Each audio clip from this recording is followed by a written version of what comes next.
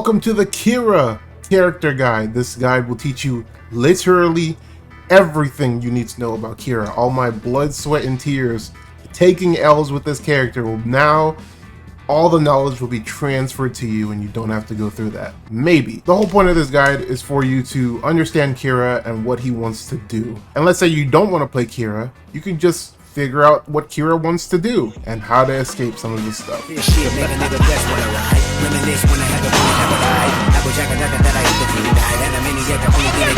Before I even talk about anything, the first thing I want to state, Kira can only take a minimum of 2 Kenpaku or 2 stocks, or a maximum of 3 at any point in the game. That doesn't matter whether you're in normal state, whether you're in sublimation, whether you're in spirit drive, you can only take that amount of stocks. This is one of the major reasons why we thought he was pretty bad at first. Even I thought it was a bit much for him to only take 2, but after mastering the character, I no longer think he's the worst character in the game. As a matter of fact, I think he's probably one of the better characters in Rebirth of Souls. And after I explain everything, you'll understand why. First, let's go over his buttons. His quick attack is by far his worst button. Like, this button sucks. As bad as this first hit is, you have to use the light buttons anyways because they're the meter builder. It's how you get the meter in this game, by using light buttons. His dash attack, dash plus light, is pretty good. It has pretty good range. It's not a terrible button, but you're mainly using this as a surprise attack. Like, it's nothing that you should really focus on. His flash attack, otherwise known as your heavy attack, is your best button, hands down. It has really good range, it's fast, it can be used for whiff punishes, and it's your main combo starter in most situations. Special flash attack, your up heavy, is your counter. I don't use it that often, but again, it's a counter, so you can make use of it. I don't really make that much use of it. Your signature move is your main zoning tool. This is what you're going to be throwing out for zoning most of the time. It's pretty fast, but it has a limited range. It doesn't go full screen, so it'll whip from right here. So you would want to do this, probably fake a dash up and do it again. You know, it's just a poke. All right, now we're moving on to special moves. This is your 2 special moves. Jujo Kenmai is a move exclusively for combo filler. Like, you will never use this raw. If I see you use this raw, disowning you. The damage is terrible, the range is terrible, and it doesn't give you much to work with. Like, it's just a bad move, but it's really important to your kit. Like, you really need this move. Your SP2 though is your most valuable move. This is what you're going to be using all the time for everything. It's your bread and butter. It's what your game plan revolves around. This is a full screen unblockable move. I'm pretty sure it's full screen. I hope I'm not lying to you. It's not full screen. It is unblockable. For the most part, basically full screen. People are going to be like, whoa, and that's it. That's literally all it does. But if your brain is moving right now, then you know what you can do with this. Unfortunately, this move is like very, very linear. So you're never going to be hitting it raw. You'll be hitting it after like a whiff punish or something. His archetype, what the heck is he? Because you saw that he didn't really have any zoning tools. He has this, and then he has like short buttons. So he's short ranged, but he's a zoner. Is he a zoner? Is he rush down? He's just weird. I think he's just a mix-up character. This is probably the hardest thing it was for me to like figure out about this character.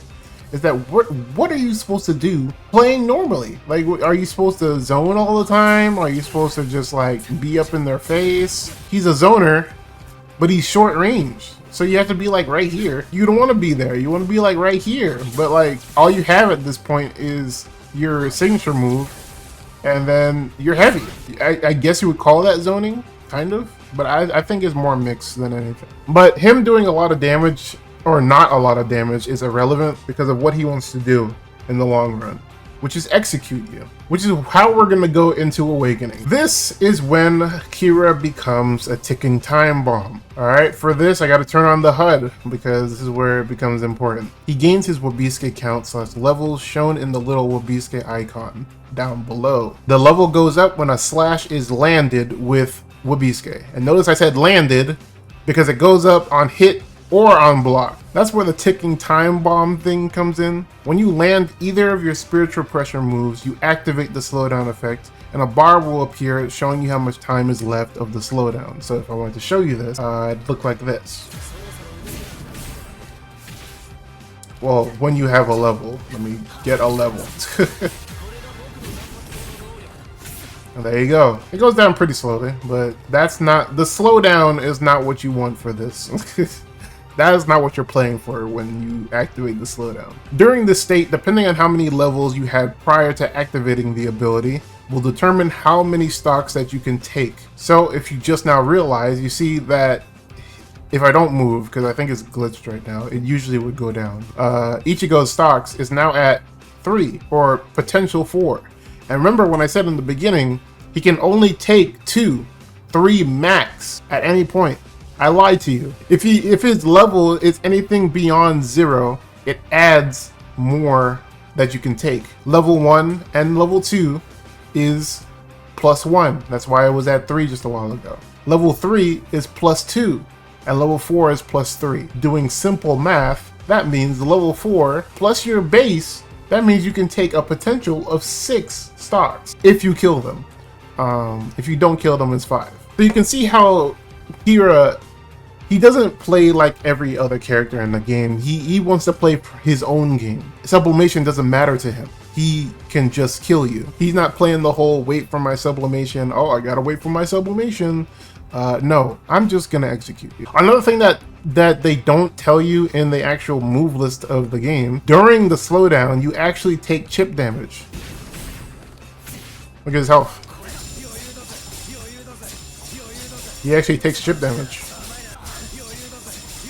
Now he's not taking chip damage. It's kind of weird, and they don't really tell you that like at all. Since Kira revolves around the unblockable stun, you're gonna have to set it up first, because hitting this raw is just not possible, like I said before. It is possible as a whiff punish, but the chances of you getting that off of a whiff punish is not really like possible. Like it's possible, but you're not looking for that. The only way out of these 3 setups is by flash stepping or using the awakening as a burst.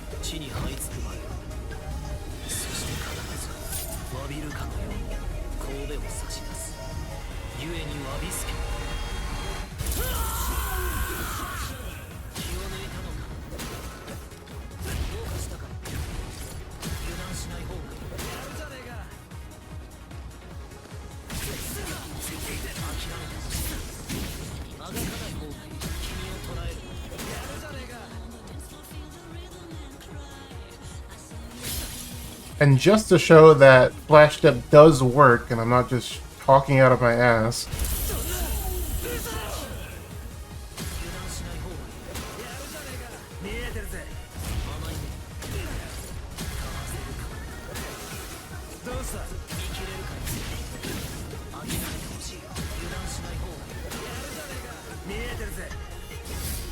alright, now that you know the setups, let's show you some combos, huh? Kira combos are pretty simple, so they don't require a lot of brain power. At least you have that to ease your mind when learning everything else about the character.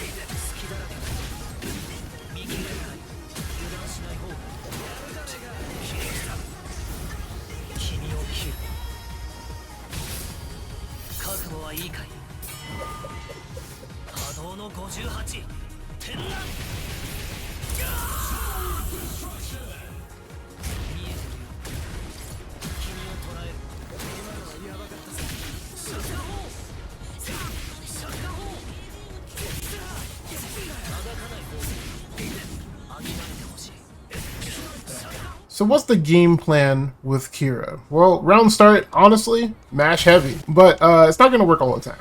Because some people like to backdash round start, some people like to just either press a big button around start. But if they press round start, they're going to get hit. So, depends on the person. For the most part, heavy just works, for real, for real. I say try to get your white reverse as soon as possible so you can build up the meter for the unblockable setup.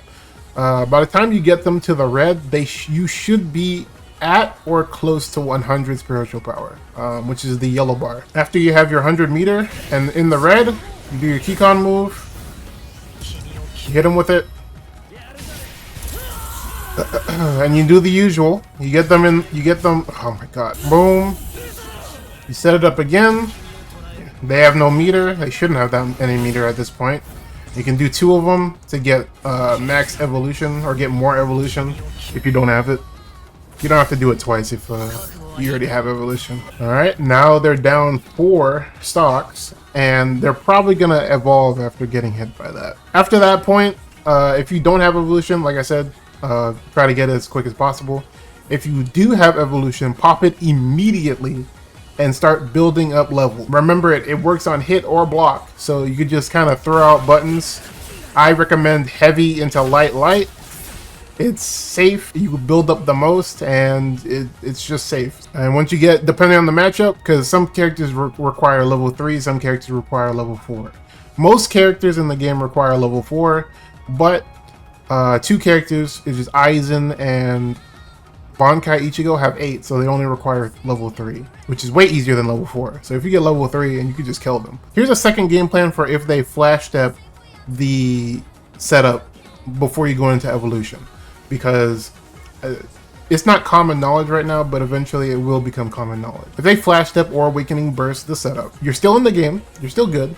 You just have to now you just have to build up your meter again and hit them with any of the late game setups. So like throw into unblockable into Keycon or Jujo Kenmai into the setup, right? That works into unblockable. You'd want to use any of those to get the 2 and then just go into evolution.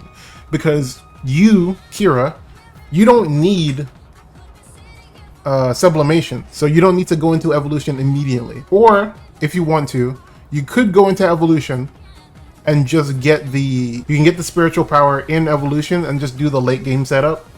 That way you'll be in evolution already. You'll have the damage buff. And you won't have to try to build up stocks anyways. You'll just do the setup, get your 2, and then keep building up, because you're already in evolution, so you're gonna build it up anyways. So either way, whether you go into evolution or not, whatever you want to do, it's up to you.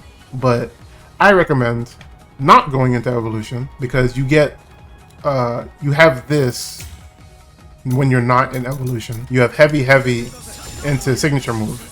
This doesn't work in evolution, so you'll have less options to just poke at people, which is why I say stay in base until you get the extra kill. If you wanted to go into evolution just to build up the stocks early and then get the kill, and then all you have to do is just kill them again, essentially, go ahead. If you want to do that, it's fine, but that's just my preference, not going into awakening until I get the 4. But yeah, that's how you play Kira in you know, the amount of time that I yapped for.